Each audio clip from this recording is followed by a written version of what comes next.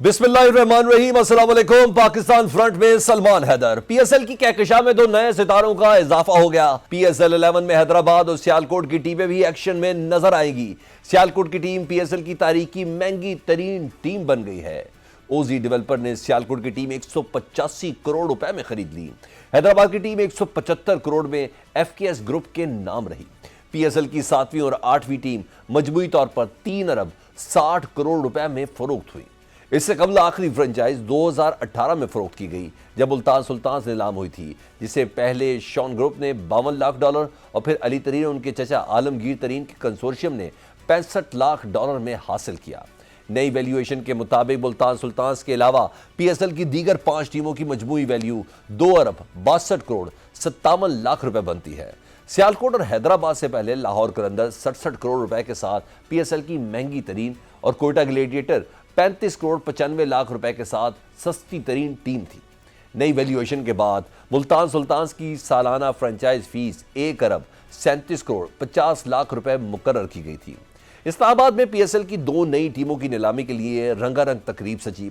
तकरीब के आगाज में नीलामी में हिस्सा लेने वाले 9 बिडर्स और 6 शहरों का तारुफ कराया गया। नीलामी में बेस प्राइस 110 करोड़ रुपए रखी गई, जिस पर कम से कम 1 करोड़ रुपए के इजाफे की शर्त रखी गई थी। चेयरमैन पीसीबी मोहसिन नकवी ने घंटी बजाकर नीलामी खुलने का बाज़ाब्ता ऐलान किया। सेक्टर इस्लामाबाद में होने वाली नीलामी की तकरीब में वफाकी वुज़रा समेत बड़ी तादाद में खिलाड़ियों और हुक्काम ने शिरकत की। इब्तदाई नीलामी के बाद एफकेएस ने 175 करोड़ रुपए की बोली लगाकर पीएसएल की 7वीं टीम खरीदी, जिसके बाद टीम के लिए हैदराबाद का नाम चुना गया। हैदराबाद टीम के मालिक फवाद सरवर ने कहा कि हैदराबाद में पला बढ़ा हम टीम खरीद कर ही जाना चाहते थे। एफकेएस ग्रुप जनूब मशरकी एशिया की एक नुमाया कंपनी है और खुराक और ज़राअत, लॉजिस्टिक्स और प्रॉपर्टी डेवलपमेंट समेत मुख्तलिफ शोबों में अहम कारोबारी मफादात रखती है। सख्त मुकाबले पर मुश्तमिल बोली के अमल के बाद कामयाब रही। इंडोनेशिया में मजबूत ऑपरेशनल बुनियाद रखने वाला एफकेएस ग्रुप हालिया अरसे में खेलों के शोबे में सरमायाकारी की जानिब भी बढ़ा है। यह ग्रुप शुमाली अमेरिका में क्रिकेट की मुख्तलिफ टीमों का मालिक है। ग्रुप के पास DFW किंग्समैन और किंग्समैन एक्स जैसी टीमें शामिल हैं। पीएसएल के ये फ्रेंचाइज क्रिकेट की दुनिया में इसका पहला बाकायदा कदम है। पीएसएल की 8वीं टीम सियालकोट की बोली सनसनीखेज रही। नीलामी के लिए बेस प्राइस 170 करोड़ रुपए रखी गई। ओजी डेवलपर्स और I2C में कांटे का मुकाबला हुआ। बोली के दौरान दोबारा वक्फा किया गया। दूसरे वक्फे के बाद नीलामी में I2C की 182 करोड़ की बोली पर ओजी डेवलपर्स ने बड़ी छलांग लगाई। ओजी डेवलपर ने 185 करोड़ की बड़ी बोली लगाकर लीग की महंगी तरीन टीम खरीद ली। ओजी डेवलपर्स के हमजा मजीद ने रिकॉर्ड बोली के हवाले से बताया कि पहले से मंसूबाबंदी थी, लेकिन फैसला ऐन वक्त पर हुआ। एक बजट था जो जरा ऊपर गया, लेकिन हमें आज जीत कर जाना था। हमजा मजीद ने ऐलान किया कि पीएसएल की 8वीं टीम का नाम सियालकोट होगा। चेयरमैन पीसीबी मोहसिन नकवी ने ओजी डेवलपर्स के हमजा मजीद को 8वीं टीम की चाबी भी थमा दी। ओजी ग्रुप रियल एस्टेट और डेवलपमेंट में सरगर्म है, लेकिन खेल और तफरीही असासों में सरमाकारी का ख्वाह है, जिसका आगाज उन्होंने पीएसएल में सियालकोट की टीम खरीदने से कर दिया है। ग्रुप के सरबराह हमजा मजीद के मुताबिक वो 2 बरस कबल अपने कारोबार और ख़ानदान के साथ पाकिस्तान मुंतकिल हुए थे। ओजी का नाम ऑस्ट्रेलवी माशरती इस्तिलाह से माखूज है। इब्तदाई 3 वर्षों के दौरान फ्रेंचाइज मालकान टीम से मुतलिक किसी भी हक को फ़रोख्त, मुंतकिल या किसी और को तफवीज़ नहीं कर सकेंगी। बोली दस्तावेज़ के मुताबिक पीसीबी ने हर नई फ्रेंचाइज को आइंदा 5 सीजन्स के लिए कम से कम 85 करोड़ रुपए फी सीजन आमदन की जमानत दी है। पाकिस्तान सुपर लीग की फ्रेंचाइज की आमदन का बड़ा हिस्सा पीसीबी के सेंट्रल रेवेन्यू पूल से आता है। इसमें मीडिया राइट शामिल है, जहां टीवी और डिजिटल आमदन का 95% तमाम टीमों में बराबर तकसीम किया जाता है। इसी तरह पीसीबी की जानिब से टाइटल स्पॉन्सरशिप और ग्राउंड स्पॉन्सरशिप से हासिल होने वाली आमदन का भी 95% फ्रेंचाइज को मिलता है। पीएसएल टीमों की नीलामी की एक और अहम बात आखिरी लम्हात में मुल्तान सुल्तान के साबिक मालिक अली तरीन का दस्तबरदार होना था।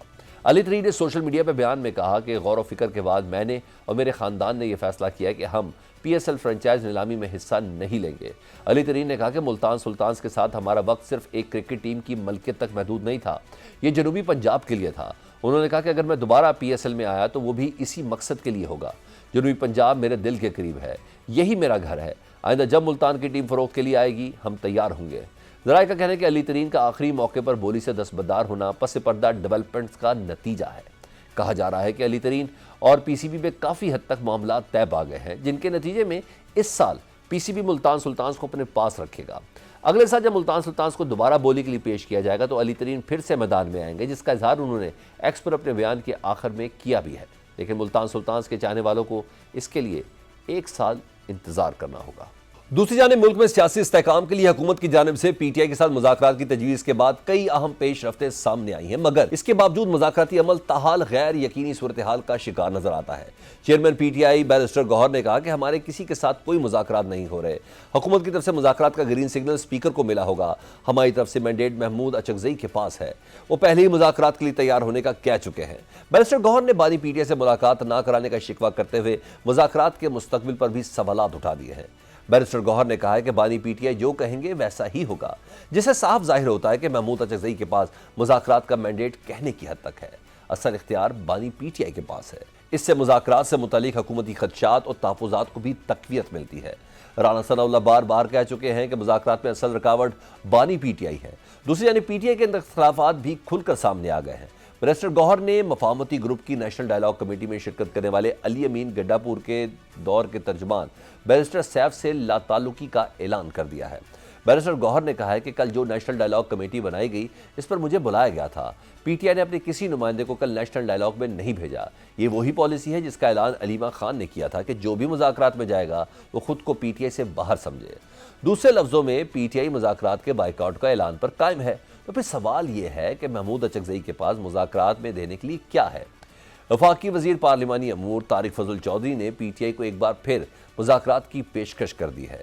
میڈیا سے گفتگو میں انہوں نے کہا کہ ڈائیلاگ کمیٹی کو چاہیے کہ پی ٹی آئی قیادت سے مینڈیٹ حاصل کرے، اگر مینڈیٹ مل جائے تو حکومت مذاکرات کے لیے تیار ہے۔ دوسری جانب تحریک انصاف میں اندرونی اختلافات میں شدت کی خبریں سامنے آ رہی ہیں۔ ذرائع کے مطابق پی ٹی آئی کے واٹس ایپ گروپس میں سلمان اکرم راجہ پر تنقید کی گئی۔ ذرائع کا کہنا ہے کہ اراکین نے الزام عائد کیا ہے کہ سلمان اکرم راجہ نے پارٹی کو اس نہج پر پہنچایا کہ وہ پارٹی میں گروپنگ کر رہے ہیں۔ نئی سیاسی کمیٹی میں سینیٹرز کی نمائندگی نہیں ہے، علی ظفر کی جگہ سینیٹر فوزیہ ارشد کو نمائندگی دی گئی ہے، ہم اس پولیٹیکل کمیٹی کو مسترد کرتے ہیں۔ وزیر اعلیٰ خیبر پختونخوا سہیل آفریدی کے مشن کراچی کا جمعے کے روز سے آغاز ہو رہا ہے۔ سندھ حکومت کی جانب سے سہیل آفریدی کو سیکیورٹی پروٹوکول دینے اور ویلکم کرنے کے اعلانات سامنے آ چکے ہیں، لیکن سندھ حکومت نے وزیر اعلیٰ خیبر پختونخوا کو سیکیورٹی وجوہات پر 11 جنوری کو مظاہرہ قائد پر جلسے کی اجازت دینے سے انکار کر دیا ہے۔ وزیر اعلیٰ خیبر پختونخوا سہیل آفریدی کے بعد اپوزیشن اتحاد تحریک تحفظ عین پاکستان نے بھی اپنی اسٹریٹ موبلائزیشن مہم کا باقاعدہ آغاز کر دیا ہے۔ محمود اچکزئی کی قیادت میں قافلہ اسلام آباد سے لاہور پہنچا۔ تحریک تحفظ عین پاکستان کے رہنما لاہور میں سیاسی اور سماجی شخصیات سے ملاقاتیں بھی کریں گے۔ ایسے وقت میں جب حکومت بار بار اپوزیشن کو مذاکرات کی میز پر بلا رہی ہے، اپوزیشن کا رویہ سمجھ سے بالا تر ہے۔ پی ٹی آئی سمیت اپوزیشن جماعتوں کی مزاحمت کے زور پر مفاہمت کی پالیسی کامیاب ہوتی نظر نہیں آتی۔ ضد اور انا مذاکرات کی نفی ہے، اس سے ڈیڈ لاک ختم نہیں ہوگا۔ ملک اور سیاست کو آگے بڑھنے کے لیے ڈیڈ لاک نہیں، ڈائیلاگ کی ضرورت ہے۔ بہتر ہوگا اپوزیشن اپنی صفوں میں موجود ڈائیلاگ کے حامی افراد کو سامنے لائے۔ مذاکرات سے بار بار انکار کے رویے سے اپوزیشن میں منتخب اور غیر منتخب گروپوں کی تقسیم بھی واضح ہوتی نظر آ رہی ہے۔ حکومت کو بھی مذاکراتی عمل آگے بڑھانے کے لیے فوری طور پر اعتماد سازی کے اقدامات بھی کرنا ہوں گے، ورنہ یہ سمجھا جائے گا حکومت خود بھی مذاکراتی عمل میں سنجیدہ نہیں ہے، بلکہ مذاکرات کا سہارا صرف وقت حاصل کرنے کے لیے کیا جا رہا ہے، جس کا اظہار بار بار اپوزیشن کی طرف سے کیا جاتا ہے۔ سیاست میں کوئی لچک ہے یا محض صرف دعوے ہی سامنے آ رہے ہیں؟ مسلم لیگ نون کے رہنما ہیں سینیٹر ناصر بٹ صاحب، ان سے بات کرتے ہیں۔ بٹ صاحب، سہیل آفریدی کے بعد اپوزیشن اتحاد تحریک تحفظ عین پاکستان نے بھی اپنی اسٹریٹ موومنٹ کو آج آغاز دیا نا، اور وہ لاہور پہنچ گئے، ساتھ ساتھ مذاکرات کو بھی جگہ دے رہے ہیں۔ کیا حکومت 8 فروری سے پہلے مذاکرات کو لے کر کچھ سنجیدگی دکھائے گی، یا آپ لوگ بھی پی ٹی آئی کی 8 فروری کے احتجاج کا مقابلہ کرنے کے لیے تیار بیٹھے ہیں؟ بسم اللہ الرحمن الرحیم۔ دیکھیں، یہ بات تو پی ایم صاحب نے اپوزیشن کو بار بار کہی ہے کہ ہم سے بات کریں، 4-5 دفعہ ان کو یہ آفر کر چکے ہیں، لیکن اپوزیشن جو ہے نا وہ اتنی بکھری ہوئی ہے، 50 اس کے دھڑے ہیں، وہ آپس میں ایک نہیں ہے، ایک دوسرے کی بات نہیں سنتے۔ ابھی بھی ان کو دیکھیں، کہہ رہے ہیں کہ ہم احتجاج کریں گے 8 فروری کو، یا احتجاج کی تیاری کر رہے ہیں، ادھر سے کہہ رہے ہیں کہ ہم نے مذاکرات کے لیے مینڈیٹ دے دیا ہے محمود خان اچکزئی کو۔ بات یہ ہے کہ ان کی آپ کس بات پہ یقین کریں گے؟ حکومت تو تیار ہے مذاکرات کے لیے، اگر اس رویے سے یہ چل رہے ہیں اور یہ سمجھ رہے ہیں کہ ہم کہتے ہیں نا کہ مذاکرات بھی کریں گے تو ہماری کچھ شرائط ہوں گی، تو مذاکرات تو کبھی اس طرح ہوتے نہیں ہیں. اور نہ ہی میں سمجھتا ہوں کہ یہ جو پی ٹی آئی کا بکھرا ہوا شرازہ ہے سب طرف, وہ ایک جگہ پہ خود نہیں ہے. وہ علیمہ خان کہتی ہے کوئی بات نہیں کرنی, سرمار رقم راجہ کوئی بات نہیں کرنی, اور وہ اپنا جو سہیل افریدی ہے وہ کہتا ہے مجھے تو ٹارگٹ ملا ہے کہ میں نے احتجاج کرنا ہے, لاہور جاؤں گا, کراچی جاؤں گا. اور محمود خان اچکزئی کہتا ہے جی مجھے اختیار دیا اس نے. اس کے اپنے بندوں کو یہ اپنے بندوں پہ یقین نہیں کرتا. اس کی جماعت میں کوئی ایسا بندہ نہیں ہے کہ وہ جیسے بیرسٹر گور ہے, وہ چیئرمین بنایا اس نے, اس پہ وہ کہتا ہے جی کہ مجھے ہم بات نہیں کریں گے, اس کو اختیار نہیں دیا. تو یہ وہ خود ایک اس طرح کا, میں اس کو یہ سمجھوں گا کہ اس کے اندر ایک سوچ ہے کہ صرف ایک میں ہوں, مجھے جیل سے نکالو. اور یہ تو میں ہر دفعہ ایک نئی بات کروں گا. پہلے تو یہ کہتا پھر رہا تھا کہ میرے وہ پی ٹی آئی والوں نے کہا جی بیٹا آ رہا ہے عمران کا, سلیمان اور شہباز, تو ہم نے کہا آنے دے. پھر پتہ چلا ان کی والدہ نے کہا کہ یہ نہیں آئے گی. تو یہ ان کے طریقے چل رہے ہیں. اگر وہ قانون اور آئین کے دائرے میں رہ کے کوئی بھی احتجاج کریں تو ان کو بالکل اس میں نہیں روکا جائے گا. اور اگر جو ان کا ٹریک ریکارڈ ہے اس پہ کام کریں گے اور یہ سمجھیں گے کہ اس طرح ہم کچھ پہلے جیسے 9 مئی کر لیا اور وہ جس طرح جی ایچ کیو پہ حملہ کر لیا, اس کی اجازت تو اس کو نہیں ملے گی. باقی احتجاج کرنا ان کا حق ہے, اگر وہ جمہوری طریقے سے احتجاج کرے تو ضرور کرے. اچھا بٹ صاحب, اگر اتنی نیت صحیح ہے تو اچکزئی صاحب کو اپوزیشن لیڈر کی تقرری کا نوٹیفیکیشن کیوں نہیں جاری کیا جا رہا؟ کیا حکومت کو خوف ہے کہ وہ اسمبلی کے اندر باہر کوئی مشکل پیدا کریں گے؟ ایک میں آپ کو بات بتاؤں, پی ٹی آئی والے خود نہیں چاہتے وہ بنے. یہ چلے جائے, اپنا اجلاس ہوگا جا کے سارے لکھ کے دے دیں, اپوزیشن لیڈر وہ بن جائیں گے. یہ ان کے اندر ہے سب کچھ, اور یہ باہر آ کے اور بات کرتے ہیں, اندر آ کے اور بات کرتے ہیں. آپ کے سامنے آ جائے گی. محمود خان اچکزئی صاحب اگر یہ لکھ کے دیتے ہیں سارے, وہ اپوزیشن لیڈر بن جائیں گے. پر یہ پی ٹی آئی کا اینڈ ہو گیا ہے کہ ان کے پاس اپنا اپوزیشن لیڈر کوئی نہیں ہے. بٹ صاحب آپ حکومت میں ہیں نا, حکومت کی جانب سے اب یہ کہا جا رہا ہے کہ کے پی میں دہشت گردی میں اس لیے اضافہ ہو رہا ہے کہ وہاں پولیٹیکل ٹیرر نیکسز ہے. لیکن پی ٹی آئی نے آج مطالبہ کیا ہے کہ کے پی حکومت کو اعتماد میں لیا جائے. کیا حکومت اتفاق رائے پیدا کرنے کے لیے اعتماد میں نہیں لے گی؟ آپ مجھے بتائیں, پتہ نہیں یہ لوگ کتنی دفعہ جب بھی کوئی وفاق پالیسی بناتا ہے تو وزراء اعلیٰ کو بلاتا ہے. کون نہیں آتا؟ کے پی کے کا وزیر اعلیٰ. جب بھی کوئی دہشت گرد, کو ہمارا جو ہمسایہ ملک ہے افغانستان, وہاں سے جب دہشت گردی ہوتی ہے تو اس کے خلاف جب پاکستان کی پالیسی بنتی ہے تو کے پی کے کا وزیر اعلیٰ کہتا ہے نہیں میں نہیں آتا. تو یہ ان کی منفی سوچ ہے. یہ پاکستان کی بہتری جب بھی ہوتی ہے ان کی یہی سوچ ہوگی. آپ مجھے بتائیں, سہیل افریدی کا یہ کہنا ہمیشہ آپ نکال لیں تاریخ, جب بھی کوئی پالیسی بنی ہے وفاق کی, چاروں صوبوں کو بلایا گیا, ایک وزیر اعلیٰ چاہے گنڈا پور تھا چاہے یہ تھا, یہ بھی نہیں آیا. اور اگر یہ سمجھتے ہیں وفاق کی پالیسی پہ عمل نہیں کریں گے تو پھر یہ ان کی بہت بڑی بھول ہے. وفاق کی پالیسی پہ عمل ہوگا, ضرور ہوگا. اور اگر یہ اسی طرح کا رویہ رکھیں گے تو پھر آپ کو پتہ ہے نا کہ ان کے لیے وہ پھر گورنر راج بھی لگے گا. اگر یہ اس پہ وفاق کی پالیسیوں کا ساتھ نہیں دیں گے تو پھر گورنر راج لگانا وفاق کی مجبوری ہوگی. یہ ضرور لگائیں گے, وفاق کی پالیسی ایسی ہے نہیں. لیکن اگر یہ اس طرح کریں گے اور ایک صوبے میں اس طرح دہشت گردی ہوتی ہے اور وہ صوبہ اس پہ عمل نہیں کرتا, مجھے بتائیں تینوں صوبے عمل کرتے ہیں جب کوئی وفاقی پالیسی بنتی ہے دہشت گردی کے خلاف.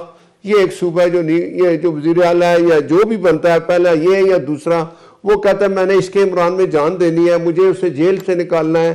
وہ یہ نہیں سوچتا کہ اس صوبے میں اتنی دہشت گردی ہو رہی ہے اور دہشت گردی کا کلا کما کرنے کے لیے کو اگر وفاق کی کوئی پالیسی ہوتی ہے تو میں اس پہ عمل کروں.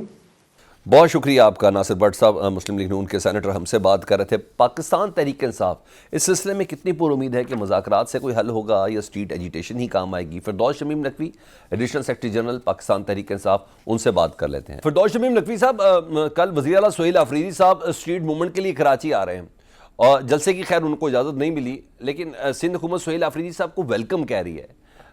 پنجاب میں تو سہیل افریدی مختلف وجوہات کی بنا پر کوئی بڑا پاور شو نہیں کر سکے تھے. کراچی کے لیے کیا تیاریاں آپ لوگوں کی؟ دیکھیں, پاور شو جو آپ کہتے ہیں وہ تو جلسہ ہی ہوتا, اور ابھی تک سندھ حکومت نے یہ نہیں بتایا کہ گو کہ انہیں دعویٰ کیا تھا کہ ہم فیسیلیٹیٹ کریں گے. حافظ نعیم صاحب آتے ہیں تو جلسہ کر کے چلے جاتے ہیں, اجازت یا نو اجازت.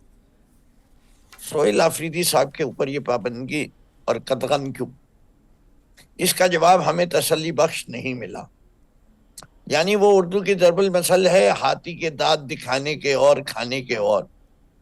کچھ ایسا ہی سلسلہ مجھے سندھ حکومت کے بیانات میں لگ رہا ہے. ٹھیک ہے. اچھا اس نقوی کے بعد صاحب مجھے تھوڑا سا اسٹریٹجی بھی بتا دیں، کیونکہ آپ ایڈیشنل سیکرٹری جنرل ہیں. ایک طرف اسٹریٹ موومنٹ چل رہی ہے جی، سہیل آفریدی صاحب جس کی قیادت کر رہے ہیں، دوسری طرف تحریک تحفظ یعنی پاکستان مذاکرات کے لیے تیار ہے، پی ٹی آئی تیار نہیں ہے.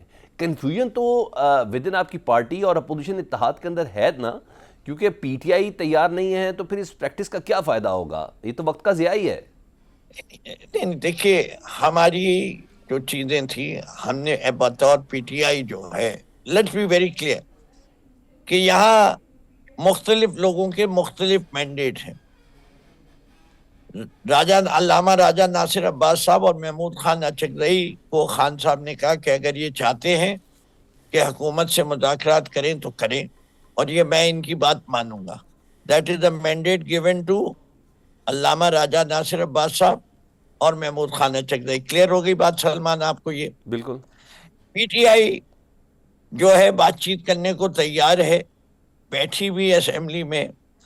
رکی کہاں بات کہ ہم نے کہا ہمیں اس سے آگے جانے کے لیے اپنے فاؤنڈنگ چیئرمین سے ملاقات چاہیے، جس کا وعدہ ایاز صادق صاحب نے کیا. جب ایاز صادق صاحب اپنا وعدہ نہیں پورا کر سکے تو وہ وہاں رک گیا. آج بھی پی ٹی آئی اسی جگہ پہ کھڑی ہے کہ ہمیں لائے عمل طے کرنے کے لیے عمران خان صاحب سے ملنا ضروری ہے. ٹھیک. اور آپ کو پتہ ہے ملاقاتیں کا سلسلہ کب سے بند ہے. بہت شکریہ فردوس شمیم نقوی، ایڈیشنل سیکرٹری تحریک انصاف. وہ بات کر رہے تھے کہ موجودہ صورتحال میں اسپیشلی جو اسٹریٹ موومنٹ ہے اس کو لے کے، اور پاکستان تحریک انصاف کو کس حد تک آزادی ہے کہ وہ پارٹی کے اندر جو توڑ پھوڑ جو کنفیوژن ہے کہ اس کو ختم کرنے میں کوئی اپنا کردار ادا کر سکے. پاکستان فرنٹ اس بریک کے بعد. قومی سلامتی پر زیرو ٹالرنس، خود مختاری اور علاقائی سالمیت کا تحفظ پاک فوج کا اولین مشن ہے. Chief of defence forces field marshal Asim Munir کا پاکستان کے امن کے دشمنوں کو واضح پیغام. فیلڈ مارشل عاصم منیر کا مستقبل کی جنگوں کے حوالے سے تیاریوں اور جدت اپنانے پر زور. آئی ایس پی آر کی مطابق فیلڈ مارشل سید عاصم منیر نے لاہور گیریژن کا دورہ کیا، جہاں انہیں آپریشنل تیاریوں پر بریفنگ دی گئی. دورے کے دوران chief of defence forces field marshal Asim Munir نے خصوصی فیلڈ ٹریننگ مشق کا مشاہدہ کیا، جس میں جدید ترین ٹیکنالوجیز کے استعمال کا عملی مظاہرہ کیا گیا. Chief of defence forces field marshal Asim Munir نے لاہور گیریژن میں افسران سے خطاب کرتے ہوئے کہا کہ خود مختاری اور علاقائی سالمیت کا تحفظ پاک فوج کا اولین مشن ہے. قومی سلامتی کو لاحق خطرات کے حوالے سے زیرو ٹالرنس پالیسی ہے. فیلڈ مارشل نے کہا کہ پاک فوج ہر قسم کے چیلنجز سے نمٹنے کے لیے پرعزم ہے. پاکستان کی مسلح افواج ملک کی خود مختاری اور علاقائی سالمیت اور داخلی استحکام کے تحفظ کے لیے ثابت قدم ہے. دوسری جانب وزیر اعظم شہباز شریف نے بلوچستان کا اہم دورہ کیا. کوئٹہ میں وزیر اعظم نے صوبائی وزراء، اراکین قومی اور صوبائی اسمبلی، اتحادی جماعتوں اور اپوزیشن اراکین سے ملاقات کی. سیاسی امور، گڈ گورننس اور عوامی خدمت کی فراہمی کے لیے اٹھائے گئے اقدامات بارے تفصیلی تبادلہ ہوا. وزیر اعظم نے کہا کہ خوارج کو ہمسایہ ممالک کی جانب سے سپورٹ دی جا رہی ہے. بلوچستان بدقسمتی سے دہشت گردی کا شکار ہے. فیلڈ مارشل سید عاصم منیر دہشت گردی کے خلاف جنگ میں فوج کی قیادت کر رہے ہیں. دہشت گردی کے مکمل خاتمے تک چین سے نہیں بیٹھیں گے. دہشت گردی کے باعث بلوچستان میں بے پناہ مشکلات کا سامنا کرنا پڑا. سیکیورٹی فورسز کے جوانوں اور عوام کی قربانیاں ہمیشہ یاد رکھی جائیں گی. وزیر اعظم کے دورے کے موقع پر بلوچستان میں سیکیورٹی فورسز کی فطنت اور ہندوستان کے خلاف بڑی کارروائی بھی سامنے آئی. سیکیورٹی فورسز کے انسداد دہشت گردی آپریشن میں بڑا نیٹ ورک بے نقاب ہوا. پنجگور سے تربت کی طرف بھاری مقدار میں اسلحہ منتقل کرتے ہوئے دہشت گرد ساجد کو گرفتار کر لیا گیا. وہ سوشل میڈیا پر کالعدم تنظیموں کا مواد نشر کرنے میں مرکزی کردار ادا کر رہا تھا. ایڈیشنل چیف سیکرٹری داخلہ بلوچستان حمزہ شفقات اور D I G C T D Aizaz Goraya نے کوئٹہ میں پریس کانفرنس میں بتایا کہ گرفتار دہشت گرد Sajid Ahmed International Islamic University سے فارغ التحصیل اور یونیورسٹی آف تربت میں پڑھاتا رہا ہے. ساجد کی بھابھی بھی بی وائی سی کی کارروائیوں میں ملوث تھی، جبکہ مزید کارروائیوں میں دہشت گرد بیزل اور خاران کے رہائشی سرفراز کو بھی گرفتار کیا گیا ہے. ایک دہشت گرد جہانزیب مہربان کو بھی گرفتار کیا گیا ہے، جو ریکی اور رقم فراہم کرنے میں شامل رہا ہے. جہانزیب نے ایک اور 18 سال کے لڑکے کو بھی اپنے ساتھ شامل کیا تھا. چند روز پہلے تربت میں سیکیورٹی فورسز کے کریک ڈاؤن میں بھی غیر قانونی اسلحے کی بڑی کھیپ پکڑی گئی تھی. اس پر بات کرنے کے لیے ہم موجود ہیں دفاعی تجزیہ کار سمرے سالک صاحب. سمرے صاحب، آج فیلڈ مارشل عاصم منیر صاحب نے کہا ہے کہ قومی سلامتی پر درپیش خطرات پر زیرو ٹالرنس پالیسی ہے، اور اس کے علاوہ انہوں نے مستقبل کی جنگوں کے حوالے سے تیاریوں اور جدت اپنانے پر زور بھی دیا ہے. کیا کہیں گے اس پہ آپ؟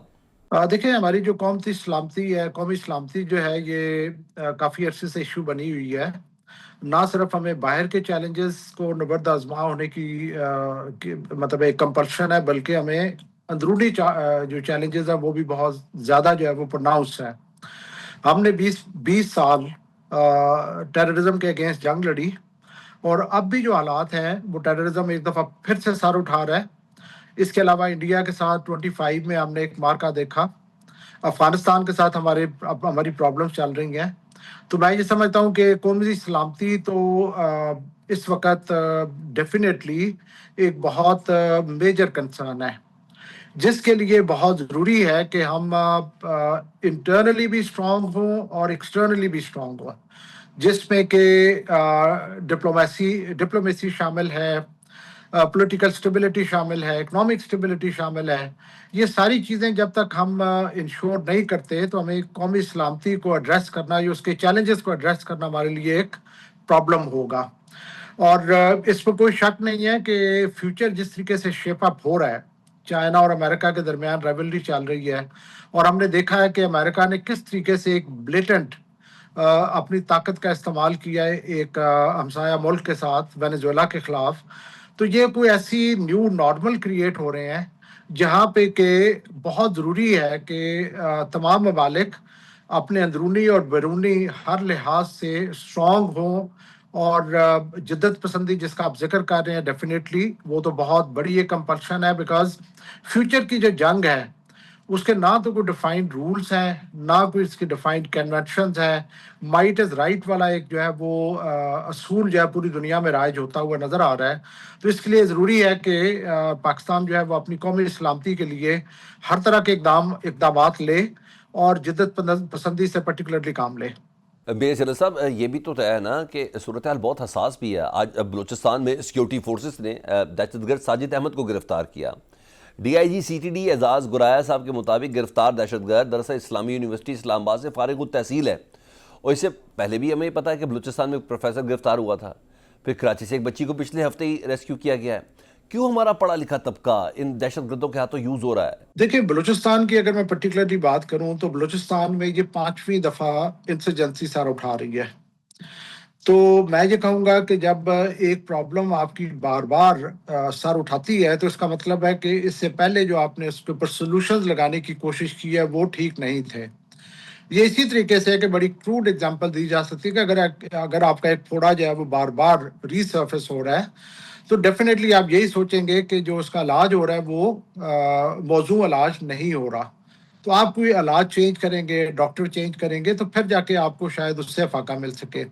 اسی طریقے سے بلوچستان میں جب یہ انسرجنسی بار بار سر اٹھا رہی ہے تو ہمارے لیے ضروری ہے کہ ہم اس کی اسٹاک ٹیکنگ کریں کہ اس کے پہلے جو ہم نے سولوشنز لگائے ہیں ان میں کہاں پہ ہمارے سے غلطیاں ہوئیں کہ ہمیں وہ متوقع رزلٹ نہیں ملے.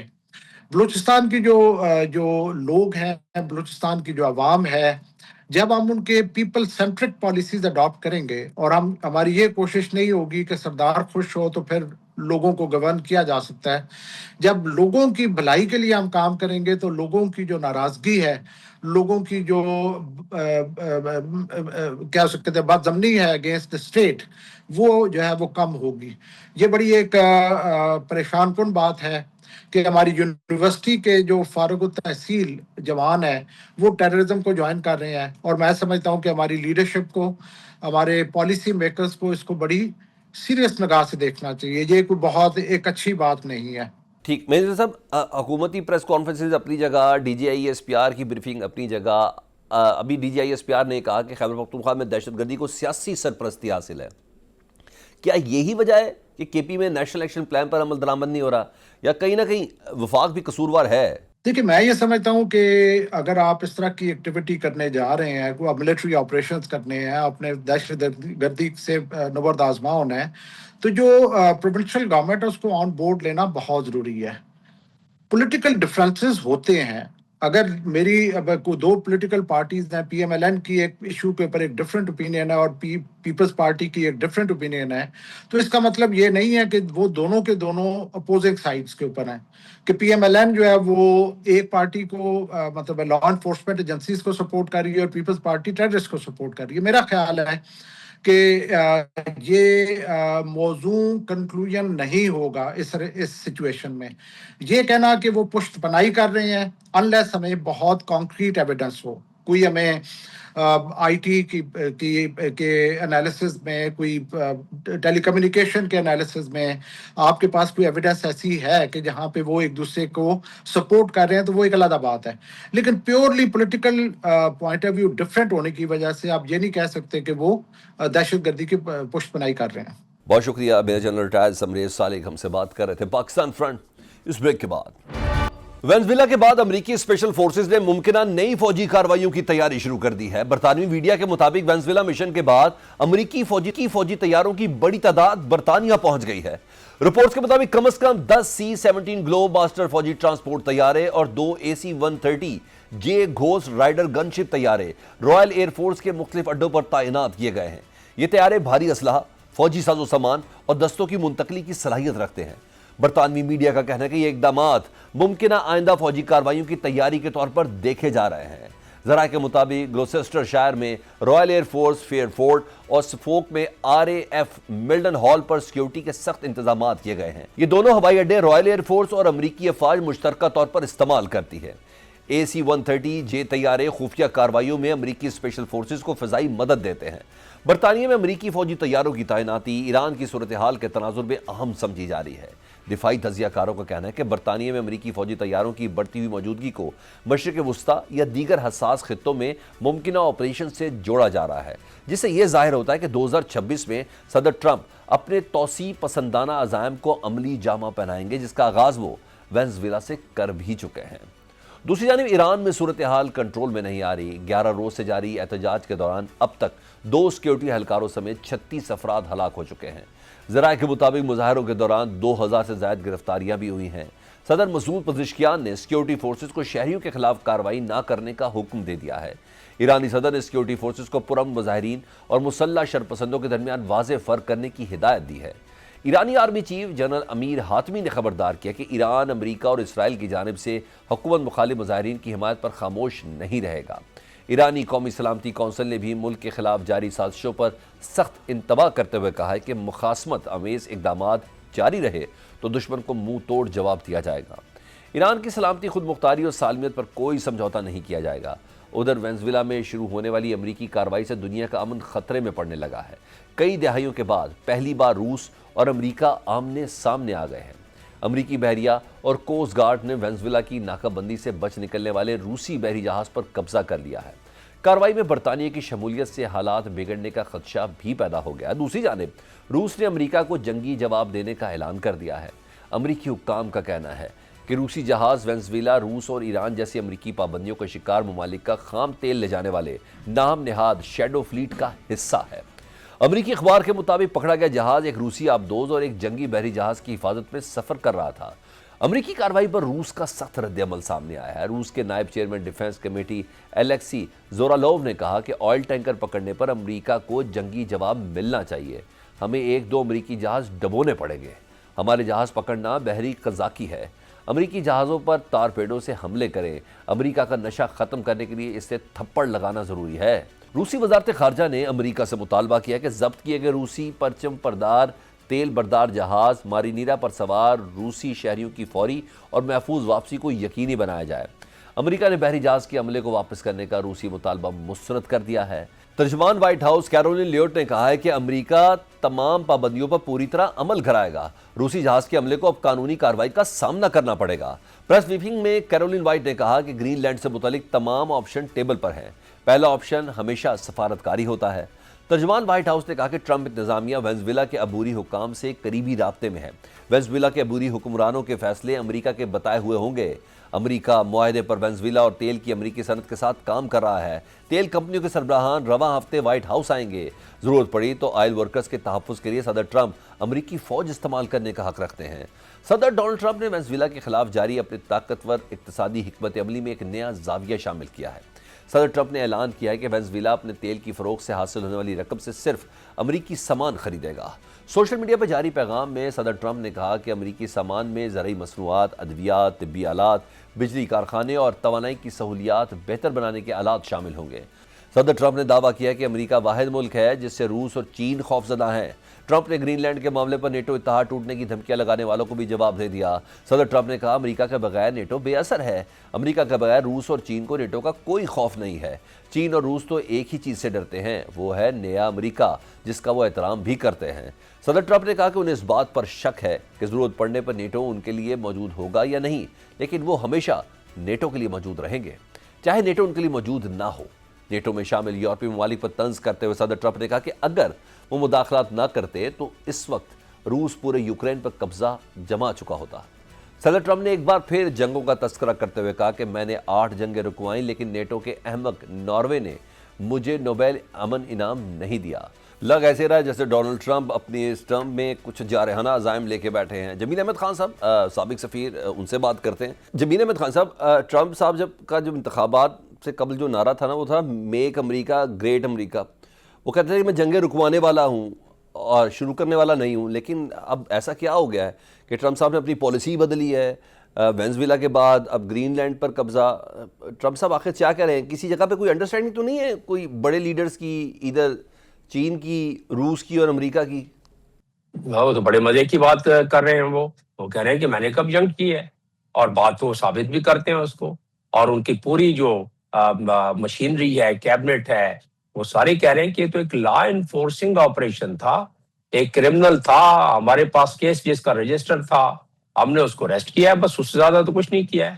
باقی وینزویلا جو ہے وہ ابھی بھی اپنا ایک ڈیموکریٹک ملک ہے، وائس پریزیڈنٹ جو تھی ان کی، انہوں نے اوتھ لے لیا ہے۔ یہ اور بات ہے کہ ساتھ میں یہ بھی کہہ دیا ہے کہ اس کا آئل جو ہے وہ اب ہم اس کو کنٹرول کریں گے، لیکن انہوں نے یہ تھوڑی کہتے ہیں کہ ہم نے ان کا، تو مطلب ان کے پاس جواز ہے، انٹرنیشنل لیگل جواز انہوں نے بنا کے رکھا ہوا ہے۔ اب رہا سوال کہ گرین لینڈ کا وہ کہتے ہیں کہ یہ ہماری مجبوری ہے، ہماری نیشنل سیکیورٹی کا معاملہ ہے، تو گرین لینڈ سے کوئی نیگوشیٹ کریں گے وہ، اور نیدرلینڈ اس کو ان کے گرین لینڈ نے بالکل واضح طور پر کوپن ہیگن نے کہہ دیا ہے اس بارے میں کہ نہیں، ہمارا اس کے ساتھ 1951 کا معاہدہ ہے اور ہم تو اس کو ڈیفینڈ کریں گے۔ لیکن وہ کیسے ہو سکتا ہے؟ ایک چھوٹا سا ملک اس کو اتنی بڑی طاقت کے آگے وہ کیا ڈیفینڈ کر سکتے ہیں؟ امریکہ جب چاہے گا اس پر قابض ہو سکتا ہے، اور اس کی نظریں بالکل ہیں، اور ڈونلڈ ٹرمپ نے کہہ دیا ہے کہ یہ ہمارا نیشنل انٹرسٹ ہے، تو نیشنل انٹرسٹ کو وہ اپنے مفاد میں وہ چاہے گا کہ کس طرح۔ وہ تو کینیڈا والے اب سہمے ہوئے ہیں، کینیڈا کو کہا ہوا ہے انہوں نے کہ 51 اسٹیٹ ہم بنا لیں گے کینیڈا کو، ان کے وہاں کے انوائے، ان کے باقی دانشور وہ فکر مند بیٹھے ہوئے ہیں کہ کہیں ہماری طرف نہ بڑھ پڑے، اور اس کی وہ تیاری کر رہے ہیں۔ جی اچھا جمیل صاحب، اگر امریکہ بالفرض گرین لینڈ پر قبضہ کرتا ہے تو کیا اس سے نیٹو خطرے میں پڑ جائے گا؟ کیونکہ ٹرمپ تو پہلے بھی اس حق میں نہیں ہے، وہ تو اسے پیسے کا ضیاع سمجھتے ہیں۔ جی ہاں، نیٹو تو خطرے میں، کیا خطرے میں پہلے ہی متزلزل ہے نیٹو کو تو کسی کوئی گھاس ڈالتے ہی نہیں ہے اپنا ڈونلڈ ٹرمپ صاحب۔ انہوں نے ایک مرتبہ نہیں کئی مرتبہ کہہ دیا ہے کہ نیٹو تو افیکٹو ہی نہیں ہو سکتا ہے بغیر یو ایس کے، یو ایس ہے تو نیٹو ہے، اگر یو ایس ہاتھ نکال دے تو نیٹو ختم ہو جائے گا۔ بات بھی درست کرتے اگر طاقت کی بات کی جائے تو، اور پھر تو بڑے انہوں نے مزے سے کلیم کرتے ہیں کہ پہلے تو پیسے نہیں دیتے تھے، کنٹریبیوٹ نہیں کرتے تھے نیٹو کی طرف، اب وہ 5% جو میں نے ان کو کہا وہ بالکل اس کو کر رہے ہیں۔ لیکن سب سے پہلے انہوں نے یہی کہا کہ نیٹو جو ہے وہ اگر ہے بھی تو ہماری طاقت کی وجہ سے ہے، اور پھر اس کے بعد وہ ابھی بھی کہتے ہیں کہ جی میں نے 8 جنگیں رکوائی ہیں، اور اگر مجھے نوبیل پرائز نہیں ملا ہے تو کوئی بات نہیں، لیکن میں نے 8 جنگیں تو رکوائی ہیں، یہ میرے ریکارڈ پر ہے، اور بات بھی صحیح کہتے ہیں وہ۔ اور پھر کہتے ہیں کہ جی without his intervention Russia have no control, Russia could have taken control of entire Ukraine۔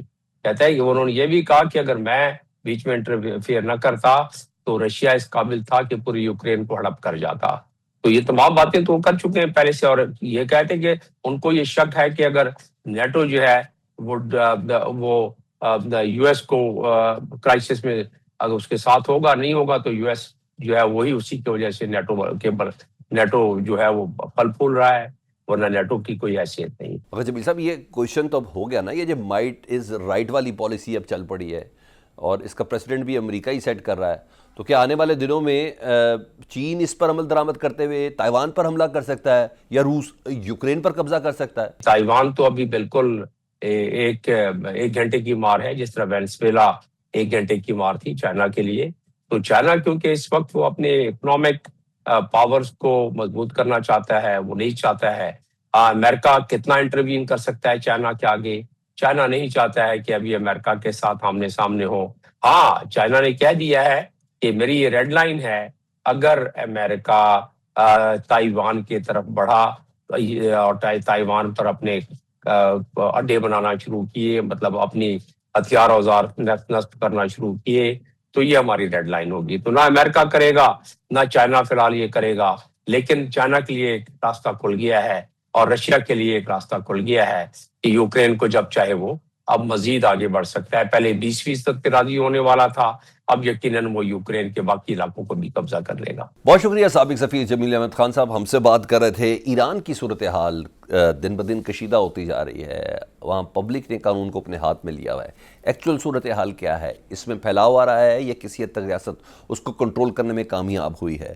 جان حسین ایرانی صحافی اس وقت ہمارے ساتھ موجود ہیں. اچھا جان، یہ بتائیے گا اس وقت ایران میں کیا اپڈیٹس ہیں، اور احتجاج کی وجہ کیا مہنگائی ہے یا کچھ دیگر فیکٹرز ہیں جنہیں ساتھ ساتھ ٹریگر کیا گیا ہے؟ بھائی سچویشن تو یہ ہے کہ تہران میں اور میجر شہروں میں کوئی پروٹیسٹ نہیں ہے. انفیکٹ کاؤنٹر پروٹیسٹرز، مطلب جو پروٹیسٹرز کے خلاف ایک ریلی نکالی، بدامنیت کے خلاف، بیسکلی کاؤنٹر پروٹیسٹرز کے خلاف نہیں بلکہ بدامنیتی کے خلاف لوگوں نے ریلی نکالی ہے جو گورنمنٹ کی سپورٹ میں. بہرحال ایسا نہیں ہے کہ بالکل سچویشن کام ہے. علام میں جو لورستان ریجن ہے اس میں عبدنان میں کل رات کو چھوٹے چھوٹے پاکٹس آف پروٹیسٹ ہو رہے ہیں، لیکن وہ اگین آئی تھنک مینج کر پا رہے ہیں. اور جیسے جیسے لوگ آتے ہیں کلسٹرز میں 15 20 30 گروپ کے لوگ باہر آتے ہیں، وائلنس کرتے ہیں اور پھر آتے ہیں. تو یہ کچھ اس حساب سے چاہیے، لیکن اتنا بتایا جا رہا ہے سوشل میڈیا پہ اور سوشل میڈیا پہ یہ آؤٹ سے بہت ایگزیجریٹڈ ہے اور مینیپولیٹڈ ہے. ٹھیک ہے، دیٹس وائی جان آپ کو پروگرام ہم نے شامل کیا کہ تاکہ پتہ چل جائے کہ جو ایران کے اندر سے ایکچوئل صورتحال ہے وہ سامنے آئے. ایران اور اسرائیل میں جب پچھلے سال کشیدگی بڑھی تھی تو ہم آپ ہی سے بات کر رہے تھے، تو اس وقت آپ نے بتایا تھا کہ ایرانی حکومت عوام میں ان پاپولر تھی، لیکن اس حملے کے بعد اسے مزید حمایت حاصل ہو گئی ہے. پھر یہ 6-7 ماہ میں ایسا کیا ہوا کہ دوبارہ سے یہ احتجاج شروع ہوا ہے؟ کوئی بیرونی فیکٹرز بھی ہیں اس میں؟ دیکھیے نیتنیاہو جو ہیں وہ ابھی ٹرمپ صاحب کے پاس گئے تھے اور ایک دم سے ہم نے دیکھا تھا کہ ریال میں 40 to 45% کی ڈپریسیشن فیس ہوئی تھی. اس کی وجہ سے انفلیشن ہوئی تھی. تاجروں نے جینوئنلی احتجاج شروع کیا کیونکہ وہ نہیں کر پا رہے تھے اپنا خرچہ پورا. جو سامان منگایا ہوا تھا اس کا ریٹ کچھ اور تھا اور بیچنے کا ریٹ کچھ اور تھا جو کہ جینوئن تھا. اب ہوا یہ کہ دیکھیں بیرونی فیکٹرز جو کام کر رہے ہوتے ہیں، اور یہ کھلی، اب یہ ڈکی چھپی بات بھی نہیں ہے، بڑا کھلا ہے. آپ کے سامنے موساد کا ٹویٹ ہے، ٹرمپ صاحب کے ٹویٹس ہیں، تو یہ بڑا کھلا ہے کہ کسی طریقے سے کوشش کی جا رہی ہے کہ انٹرنلی، اور ریکگنائز کر لیا ہے اسرائیل نے کہ جب ان کو ایکسٹرنلی آپ پش کرتے ہیں تو لوگ ایک، تو اب کوشش یہ کی جا رہی ہے کہ انٹرنلی کسی طریقے سے لوگوں کو جو ہے وہ انسائٹ کر کے، لوگوں کو اندر سینٹیمنٹ پیدا کر کے انٹرنلی سچویشن کو خراب کیا جائے. یہ اگر 6 مہینے میں ایسا کچھ آئی تھنک جو ہے وہ اکنامک فیکٹر ایسا کچھ زیادہ نہیں ہوا. جبکہ حجاب کے اوپر لینینسی آپ نے دیکھی، ایران کے اندر ابھی لینینسی آ گئی حجاب کے اوپر، دوسرے ایشوز کے اوپر بھی لینینسی ہے، بٹ آپ ایکسٹرنل فیکٹر کے اندر. اچھا جان، ابھی ٹرمپ صاحب نے نا ایرانی احتجاج میں مداخلت کا عندیہ دیا، اور وینزویلا کے بعد تو سیریس تھریٹ بھی سمجھا جا رہا ہے نا. میں جسٹ اویئرنیس پوچھنا چاہ رہا ہوں ایرانی عوام کے اندر، وہ ہے ان کے اندر یہ ہے کہ کیونکہ عوام صدر مادورو کے حوالے سے ان کے ساتھ نہیں کھڑی تھی نا، آپ کو لگتا ہے کہ عوام احتجاج کر رہے ہیں تو اس میں اس چیز کی اویئرنیس بھی شامل ہے کہ جناب ہمیں انٹرنیشنل تھریٹ بھی ہے، یہ تمام چیزیں، یہ فیکٹرز بھی سارے انوالو ہیں؟ بالکل سلمان صاحب، بہت اچھی بات کی آپ نے انفیکٹ. اور ایک چیز میں بتاؤں، تیسرے دن پروٹیسٹ کے تیسرے دن جب لوگوں کو جب پتا چلا کہ ٹرمپ صاحب نے یہ فلنگ موساد نے اس طریقے سے بیان دیا، آدھے لوگ تو وہیں سے جو ہے وہ چلے گئے پروٹیسٹ. تہران کی جو میں نے دیکھا ہے اس کی بات بتاؤں تو لوگوں کے بالکل یہ اویئرنیس ہے کہ انتشار پھیلانے کی کوشش کی جا رہی ہے. اور میں آپ کو بتاؤں کہ ہسٹوریکلی ایران کی بڑی ایک مضبوط ایک جو ہے وہ آئیڈیالوجیکلی بڑے اسٹریٹ فارورڈ رہے ہیں، اور بڑی قدیم ہسٹری ہے اس کی، اور بڑے اسٹرانگ ہیں لوگ، یونائٹڈ ہیں کافی ساتھ. تو جب بھی ان کو محسوس ہوتا ہے کہ ایکسٹرنلی کوئی چیز آ رہی ہے تو یونائٹ ہو جاتے ہیں. آئی تھنک سیم سچویشن یہی ہے اس وقت. بہت شکریہ جان حسین ایرانی صحافی ہم سے بات کر رہے تھے. ایران کی ایکچوئل صورتحال کیا ہے اور انٹرنیشنلی پروپیگنڈا کس حد تک انوالو ہے اس سے متعلق آگاہ کر رہے تھے. پاکستان فرنٹ سے سلمان حیدر کو اجازت دیجیے. اللہ حافظ.